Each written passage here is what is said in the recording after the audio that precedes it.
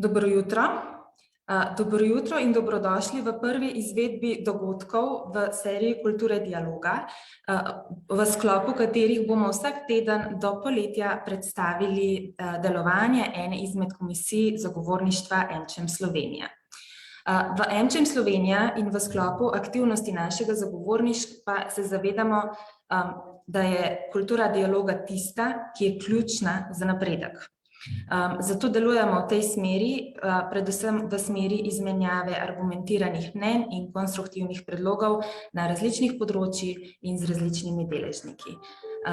Glavni poudarki našega dela se nanašajo na 5 ključnih tematik. To so zdravje, znanje, mednarodna konkurenčnost, trajnost ter meritokracija in transparentnost. In v okviru našega zagovorništva deluje 8 komisij, ki te tematike aktivno naslavljajo. V komisije združujejo skupaj več kot 320 strokovnjakov in predstavnikov z različnih področij, ter skupaj na to pripravljamo in predstavljamo glas gospodarstva. Danes me zelo veseli, da vam bomo predstavili eno izmed najbolj tematsko krovnih komisij AmCham Slovenije, to je AmCham komisija za spodbujanje investicij.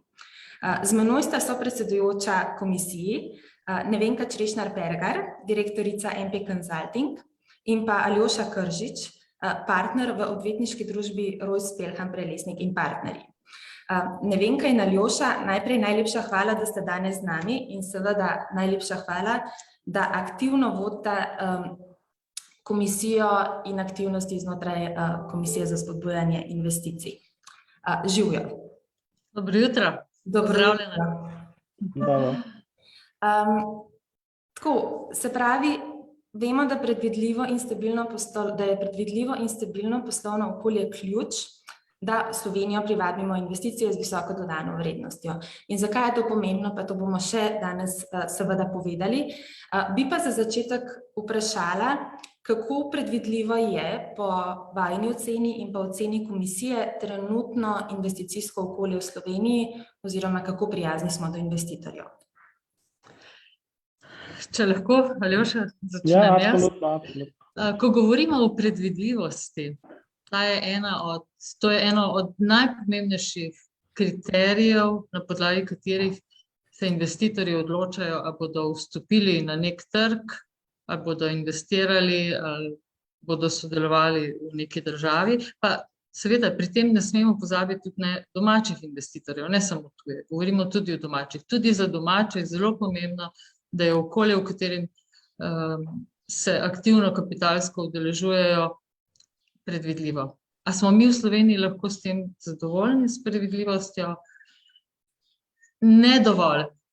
Pogosto sprejemamo predpise, ki niso dovolj domišljeni in jih moramo po kratkem času spreminjati. To zanesljivo ne vpliva dobro na investitorje, tako domače kot tuje, in eden od najpomembnejših ciljev naše komisije je povečati to predvidljivost v Sloveniji. Ko pa govorimo o prijaznosti, s tem seveda mislimo na učinkovitost poslovnega okolja, pa je tudi kaj za postoriti. Aljoša, bi ti na to še kaj dodal? V bistvu, absolutno se strinjam s tem, kar si rekla. To je v bistvu z vidika, bi lahko rekli, neka vsebinska predvidljivost, pomembna je pa tudi strukturna predvidljivost. Mi v Sloveniji smo zdaj prišli končuje se neko 10-letno obdobje, kjer smo vsake 4 leta menjali, kako delujejo regulatorji, kako so organizirani regulatorji, kakšne resorje imajo določena ministrstva, in tudi to v bistvu pol vsakič zamaje neke temelje poslovnega okolja. Fajn bi bilo, da se končno v tem smislu zmenimo, kako bomo določene izzive naslavljali, prek katerih resorjev, kdo bodo tisti odgovorni za te stvari, od regulatorjev do odločevalcev, in da potem peljemo neko zgodbo, ki ima tradicijo v tem smislu, da se nek nov potencialni investitor, tako domač ali pa slovenski, odloči za investicijo v Sloveniji, da ve, na koga se obrniti, da ve, kaj pričakovati od v različnih postopkih, v katerih prihaja do odločitev. In tako da meni se zdi tudi ta formalna, strukturna predvidljivost enako pomembna kot vsebinska. Absolutno pa vsi bolj čutimo to vsebinsko, se pravi spreminjanje določenih mehanizmov, določenih pristopov, določenih pravic vsake 2-3 leta. Po eni strani je razumljivo, smo mlada demokracija v tem smislu, ampak zdaj smo pa vsem stari že 30-32 let, pa bomo počasi nehali imeti možnost se sklicevati na ta izgovor, no, po moje. Puberteta je mimo, skratka. Če so investitorji do zdaj še razumeli ta naš izgovor, mislim, da zmer bolj prihajamo v nek čas, ko ga ne bojo več, in tudi ne bojo več tako potrpežljivi v tem smislu in bojo začeli iskati druge priložnosti, kar pa mislim, da bi bila velika izgubljena priložnost za Slovenijo. Se pravi, smo v nekem zrelem obdobju in se pričakuje od nas, da se zrelo do investitorjev tudi pristopimo, a ne? Tako da, zakaj pa je v bistvu sploh pomembno, da smo odprti do investitorjev, da v državo privabimo investicije z visoko dodano vrednostjo? Kaj to sploh pomeni? Če želimo razvijati družbo, če želimo razvijati blagostanje ljudi, blaginjo ljudi, potem seveda potrebujemo investicije, tako domače kot tuje. Potrebujemo kvalitetne investicije, investicije v zelene prehode, v tehnološko napredna podjetja. Samo na ta način bomo lahko konkurenčni in uspešni v mednarodnem okolju. Slovenija si je zadala uvrstiti se med 15 najbolj konkurenčnih držav na svetu. Zato mora izpolnjevati številne pogoje. Seveda eni so povsem birokratski, kako deluje država, kako deluje sodstvo, kako deluje regulatorji. In če bodo vsi ti pogoji izpolnjeni, bo Slovenija lahko prišla med 15. In jaz upam, da bomo tudi z novo vlado, ki bo kmalu postavljena, uspeli vzpostaviti dialog in jim bomo, kot tudi v preteklosti, preteklim vladam, predlagali ukrepe, s katerimi bomo lahko povečevali konkurenčnost Slovenije.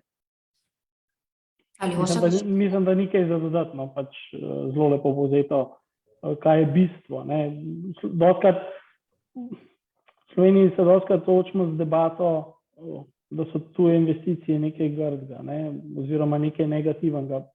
Jaz mislim, da daleč od tega. Če se pogovarjamo tudi v kontekstu regulacije in tako imenovanega odstranjevanja rdečega traku, če se tako poskušam izraziti, se pravi nekih administrativnih ovir. In dokler govorimo v tem kontekstu ne o zniževanju standardov, ampak o identifikaciji tistih ovir, ki ne prispevajo nič kakovosti našega življenja, samo podvajajo neko ali pa predstavljajo neko administracijo, ki je sama sebi namen, potem bomo tudi začeli drugače gledati na tuje investitorje. Vsaj tiste, s katerimi imam jaz stik, še nisem doživel, da bi nekdo prišel kot potencialni investitor in bi zdaj želel ali odbiti kakršenkoli zakon ali nižati katerikoli standard. Vsi so do zdaj se želeli soočiti s težavo. Težava, do katere pridejo, pa je, da soočanje s to težavo pri nas ne vejo, kaj bo končni rezultat, ko se bodo začeli soočati, ne ve se, kakšna bo časovnica tega in tako dalje. In jaz mislim, da nas kot družbo tu investicije lahko bogatijo tudi z vidika raznolikosti drugih kultur, če gremo malo širše družbeno pogledati. No, sej ravno, Aljoša, ravno to, na kar si zdaj opozoril, se mi zdi zelo pomembno. Ta odprtost, da smo odprti do različnih in kultur in znanj, seveda do talentov.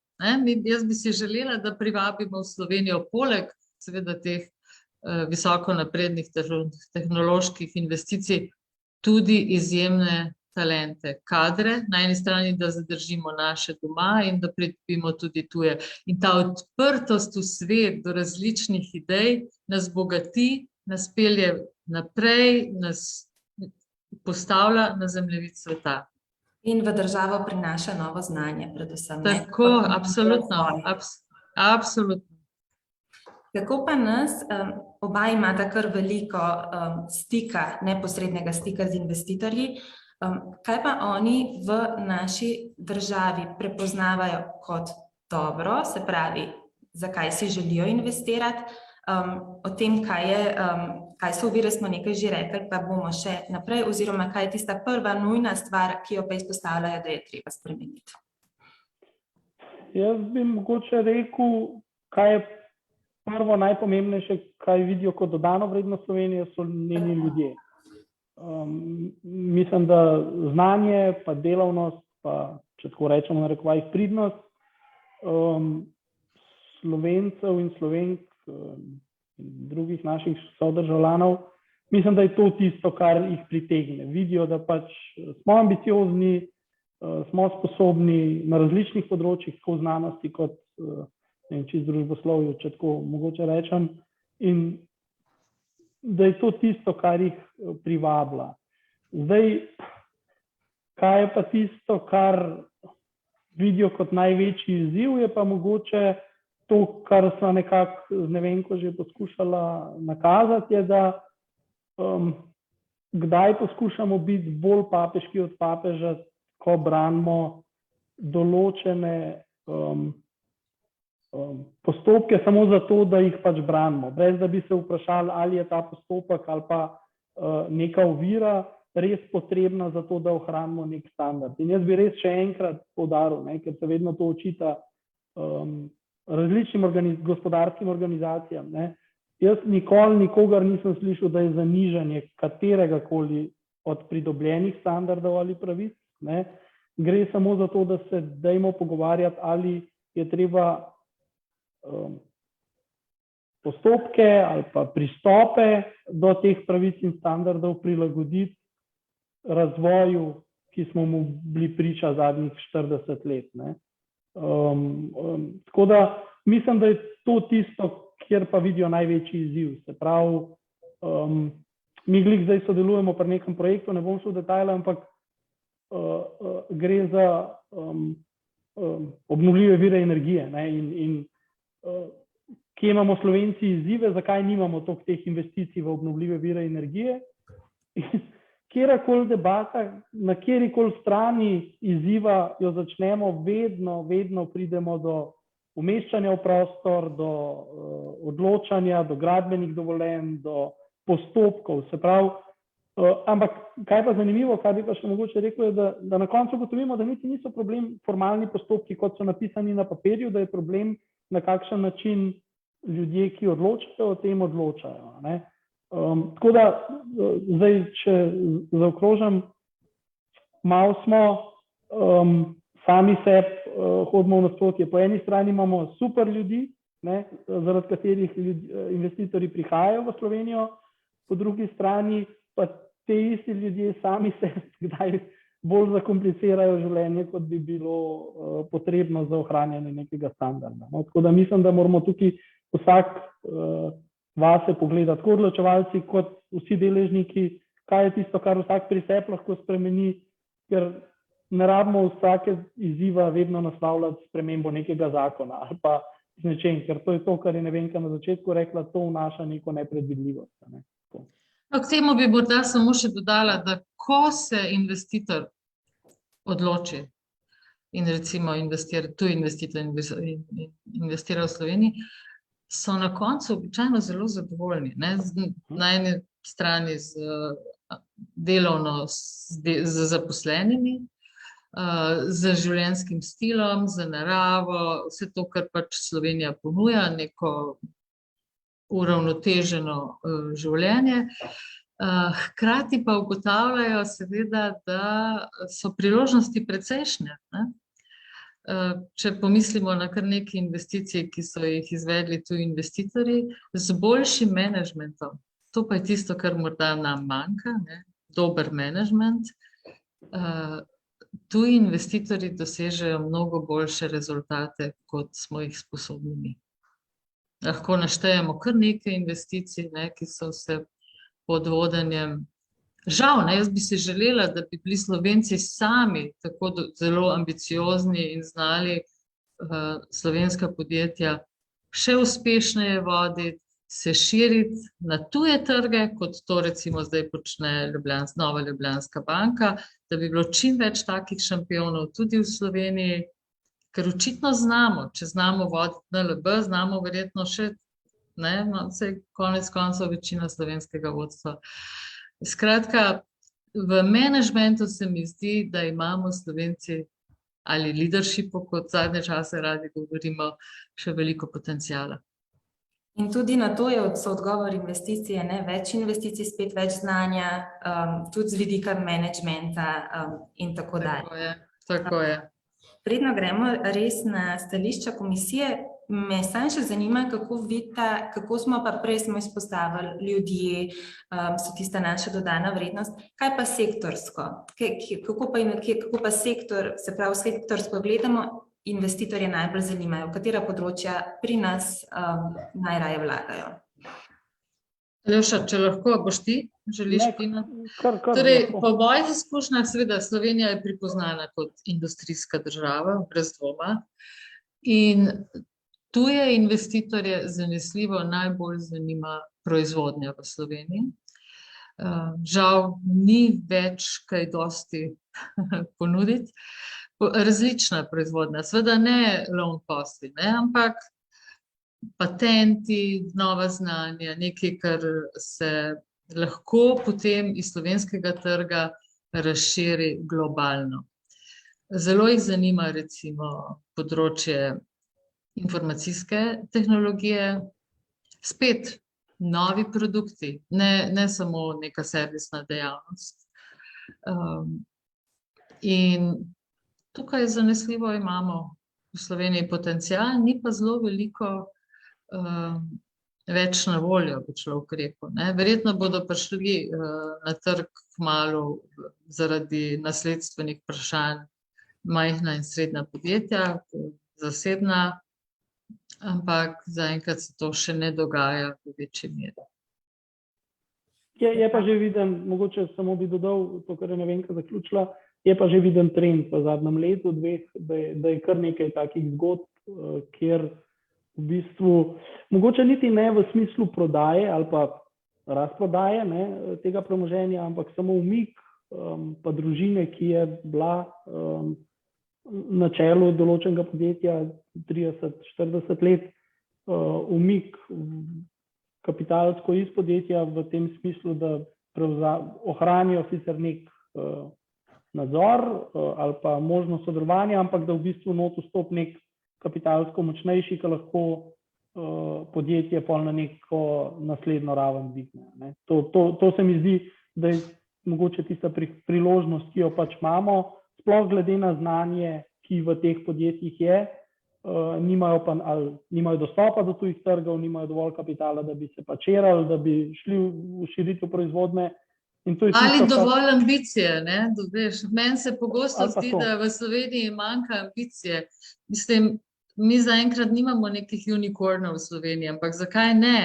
Mislim, se je bilo nekaj podjetij, ki so manjših, ki so bile prodane za 200-300 milijonov, ampak premalo je te ambicije, da bi gradili velike zgodbe, ki lahko v globalnem okolju nekaj predstavljajo. Sami, brez tujega kapitala. To bi si jaz želela. In sploh bi si želela, da bi v Sloveniji, in upam, da bo to komisiji uspelo z novo vlado, z pobudami, da ustrezno naslovimo zakonodajo, ki bo omogočila večji interes med slovenskimi vlagatelji. Slovenci imamo 24 milijard sredstev v bankah, na depozitih. Če bi izboljšali zakonodajo, sem prepričana, bi lahko velik del teh sredstev ponovno se vrnilo v naložbe v slovenskem prostoru, iz slovenskega prostora širše v regijo, v Evropo, skratka, da postanemo pomembnejši igralec tudi na področju investiranja. In komisija si bo to, Aljoša, zanesljivo prizadevala za ustreznejšo zakonodajo, ki bo omogočala investiranje slovenskih vlagateljev. Ja. Tako in zdaj pa, če gremo res na zelo vsebinski del komisije, kaj komisija vidi kot tisti prvi higienik za izboljšanje poslovnega okolja? Se pravi, kaj je tisto najbolj splošno in nujno? Tukaj vemo, da se področja in sektorji prekrivajo, a ne? Ampak kljub temu, kaj je prvi higienik, ki vodi k izboljšanju poslovnega okolja? Jaz bi v bistvu to rekel, kar je Nevenka že čisto na začetku izpostavila, predvidljivost. Jaz mislim, da iz tega vse, o čemer govorimo, izhaja. Se pravi,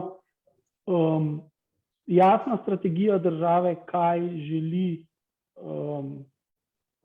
početi, ali pa katere sektorje želi razvijati s pomočjo domačega in tujega kapitala in kako v bistvu predvsem tujemu kapitalu, pa to sem rekel zaradi tega, ker domač kapital je vsem tukaj in mogoče malo bolj pozna, kako razmerja potekajo, malo manj prestrašenje v tem smislu in predvsem tujemu kapitalu v tem kontekstu dati jasen signal, da investiranje, naložba v Slovenijo pomeni varno naložbo. Varno in predvidljivo naložbo tako na srednji kot na dolgi rok. Znotraj tega pa seveda predvidljivost, kot rečeno, zanesljivo najbolj pomembna, ampak znotraj tega pa seveda potem ustrezna davčna zakonodaja. Tukaj imamo ogromno za postoriti. Jaz kljub vsem nasprotovanjem pričakujem, da bo vlada odprta in odločevalci za socialno kapico, ki se mi zdi zelo pomembna na eni strani zato, da zadržimo mlade strokovnjake v Sloveniji, pa da morda kakšnega tudi pritegnemo. Zelo pomembna se mi zdi fleksibilna delovnopravna zakonodaja. Seveda hitri, učinkoviti postopki, to, kar je Aljoša prej omenil, povezani z gradnjo, da umeščanje v prostor ne traja 10-15 let, ampak da je to v letu 2, da lahko gradbena dovoljenja dobijo investitorji, kar je v interesu vseh nas. Saj konec koncev, ko nekdo investira, nekaj zgradi, zaposli delavce, skratka plačuje davke, zelo pomembno za razvoj države in ne nazadnje seveda učinkovit sodni sistem, ki z enovito prakso, da se praksa spreminja, da se odločitve so pravzaprav nepredvidljive. To se mi zdi, da so pogoji, ki bodo še bolj prepričali investitorje, da je slovensko okolje primerno, tako domače kot tuje, primerno za investiranje. Mogoče bi jaz tukaj dodal ne samo sodni sistem, ampak nasploh upravno sodni sistem. Od regulacije do sodnega varstva. Ja, tudi agencije so zelo pomembne. In zdaj še ne nazadnje tudi še screening za preverjanje tujih investicij, tudi ta mora biti učinkovit, pa seveda varstvo konkurence in tako. Ravno na to sem se želela navezati. Se pravi, leta 2020 je bil z zakonom o interventnih ukrepih za omilitev in odpravo posledic epidemije v slovenski pravni red uveden ta tako imenovani mehanizem pregleda tujih naložb. Kako komisija vidi ta mehanizem in kakšne spremembe predlaga? Ja. Mehanizem ni nič nenavadnega v svetovnem merilu in prav, če se je država odločila, da želi nek tak mehanizem imeti iz takšnih ali drugačnih razlogov, ta razvoj je malo pospešila epidemija COVID-19, se je država za to odločila. Težava oziroma izziv, ki ga komisija vidi v zvezi z mehanizmom, je, da je ta izjemno širok, praktično zajame vse sektorje države, tudi tiste, ki mogoče z nekimi strateškimi cilji države ali pa varnostjo države nimajo nikakršne veze in zaradi tega v sektorjih, ki s tem niso povezani, predstavlja samo neko, to je to, kar sem prej omenil, brezvezno administrativno breme, s katerim ne zasledujemo nobenega cilja, samo nek papir je treba poslati na ministrstvo.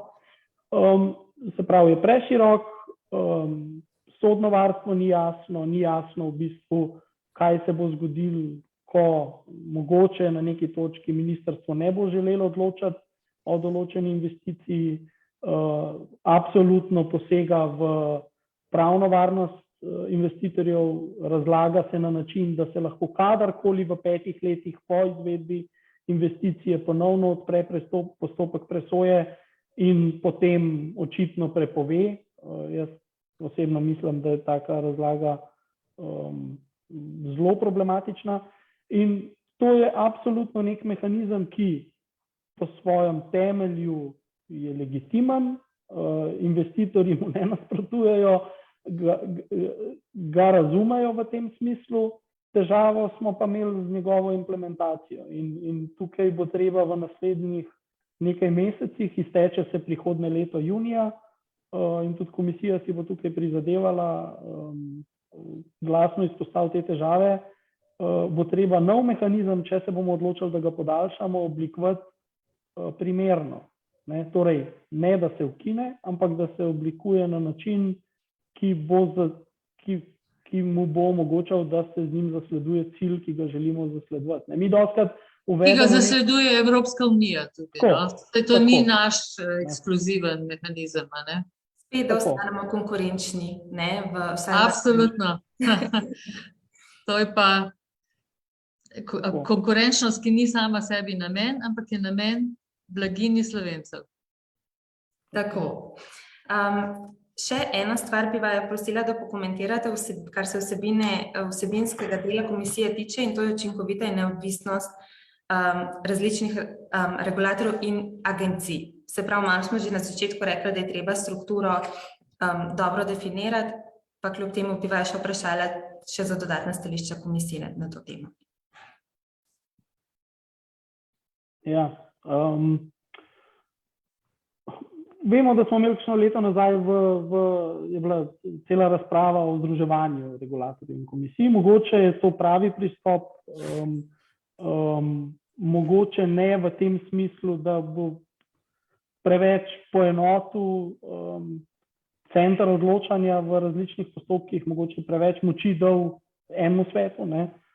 Tukaj je vedno debata. Jaz bom vedno zagovarjal stališče, če imaš prave ljudi na pravih mestih, ki vejo neke vsebini, je čisto vseeno, imaš enega regulatorja ali imaš pa 3 regulatorje. Ker bojo, tudi če bojo 3 regulatorji, bojo že znali med sabo komunicirati, ker se zavedajo pomena dobre medsebojne komunikacije. Tako da mi se vedno spravimo pogovarjati o semantiki, mislim, da se moramo pogovarjati o tem, kako opolnomočiti regulatorje, kako mogoče.